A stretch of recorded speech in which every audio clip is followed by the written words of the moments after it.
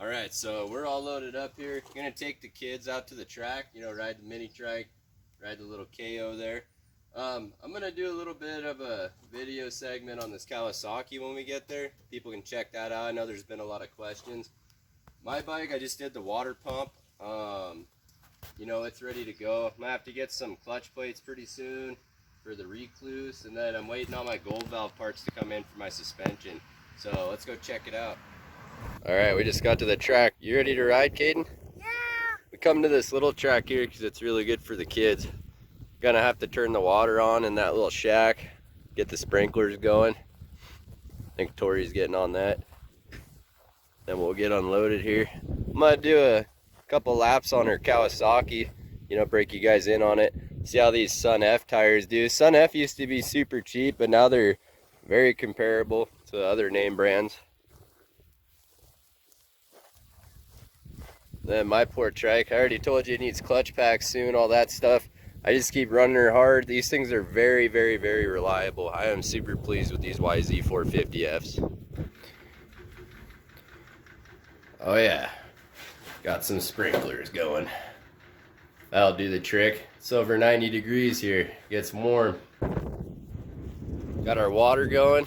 Got the kids out there checking the track. Make sure there's nothing out there that can pop a tire. Thank you, Drew.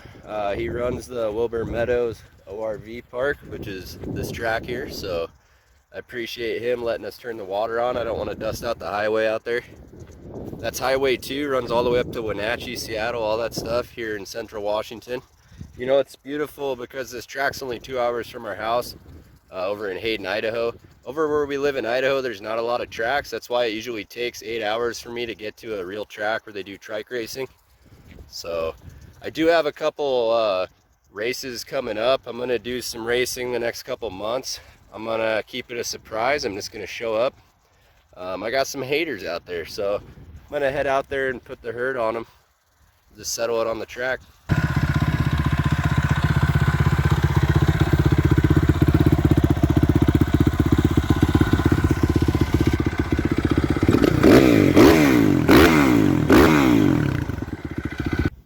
Okay, so here's a little bit about the Kawasaki versus the Yamaha.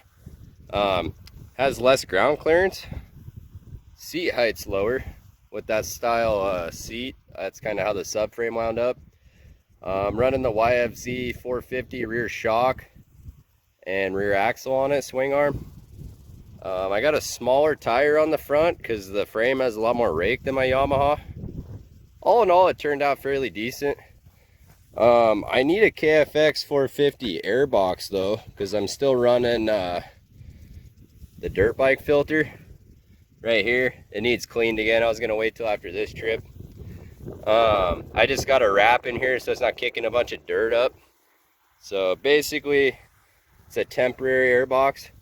You had to shave the frame down in here to fit the shock, which, you know, might not have been the best idea, but this was a prototype, and I don't want to run a dirt bike shock. Rebound's terrible with a dirt bike shock. All in all, it's a sweet little ripper. Did super good at the sand dunes. Another note, I run 20s on the back instead of 18s, then I run a 22 in the front instead of 23. I didn't mention the size earlier. It's got a fat boy spring in the back right now, like an Olin's really stiff one, so we're gonna pull that out, put a softer spring for my wife. Does have a steering stabilizer. You know, the steering radius is just quite a bit less. My Yamaha would turn like that. It turns enough. It turns more than a lot of my competitors' conversions. I'm noticing a lot of stuff's not set up very good on all these dirt bike conversions. That's why I take pride in really offering a good setup. Oh, don't mind my kid beating on the metal tank over there. He's ready to go ride his SSR mini trike. All right, let's get this stuff unloaded. So these frames with the single beam right here instead of dual beam, they have a lot more room for the radiators and a lot more steering radius. So you can see my Yamaha steers way sharper than that Cowie. And the same thing goes for like a Honda, Suzuki, those frames to be the same. KTM, Husky single beam, they have comparable steering to this. Like even my little SSR trikes, like they steer a lot. I like to be able to go full lock if I want to. Generally you want to steer with the rear tire spinning on a trike, but you still need to be able to turn all the way, just like all the old trikes. So after our last burnout, even though it cost me a little bit of my clutch packs, I think that this is gonna slide the corners like crazy now. It was so good last time. I'm not gonna go any further than this, but this is just gonna make it for me. All right, so I'm gonna get all geared up here. Still muddy from last time. I've been extremely busy the last couple of weeks. I need to wash some more stuff, but I'm gonna do a run over the tabletop, then into the first corner, and then up the next one. We're gonna compare the Yamaha and the Kawasaki. And then you can see the differences I talk about with these other frames, because the Kawasaki is gonna compare to a lot of my competitors' builds, even though I set it up a little bit better than, you know, how they do with the dirt bike shock and all that stuff. So we're gonna check those out and see how they compare.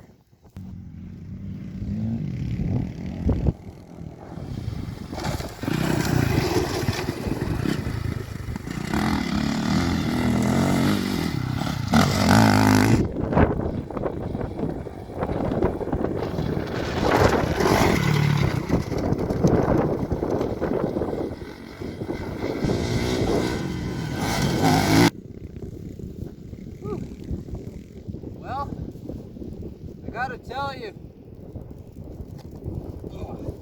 the Kawasaki did a lot better than other brand conversions I've ran. By brand, I mean other conversion kits, not like Kawasaki, Yamaha, Honda, but like the manufacturers of the kits themselves. This was actually my first time jumping this, besides on the sand. I didn't feel worried about bottoming out at all. It actually felt really good with the suspension.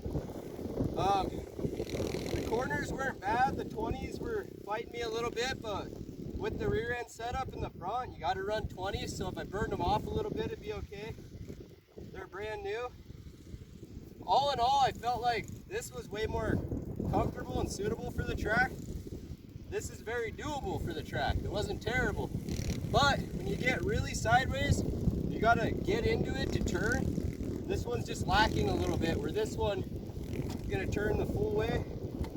That one stops a little sooner, and it's because of this frame design. There's no room for the radiators, and also the frame's in the way.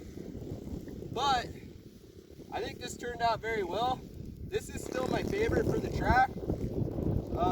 Having a big bore cylinder fights me a little bit. It's like too much into the power all the time, where a stock 450 feels more comfortable on a tight track. When I get to a track with more straightaways, this thing's gonna blow stuff out of the water. So I'm really excited. Stay tuned for more videos.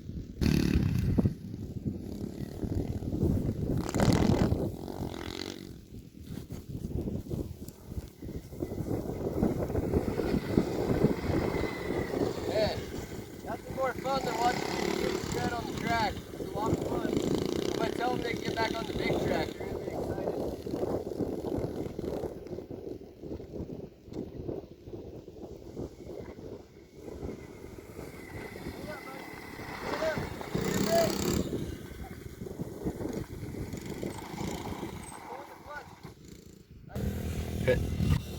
Needs a new chain roller. Seal's blown out. Might stuff some grease in there, making a little clinking noise. Hey Tori, what do you think of your new Kawasaki? I like it. You like it?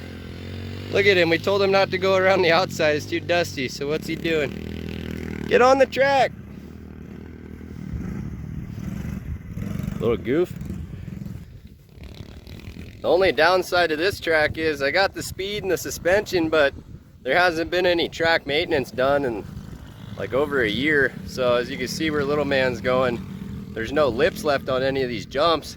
Luckily these 450s are fast enough to where I can gain enough speed to, you know, get air on them, but you can see how bumpy it was and no lips. There's no loose topsoil. It's just kind of like all really hard packed. The water just locks this dusty stuff in. But you got to be good on every track. Well, that explains why we were so hot out there.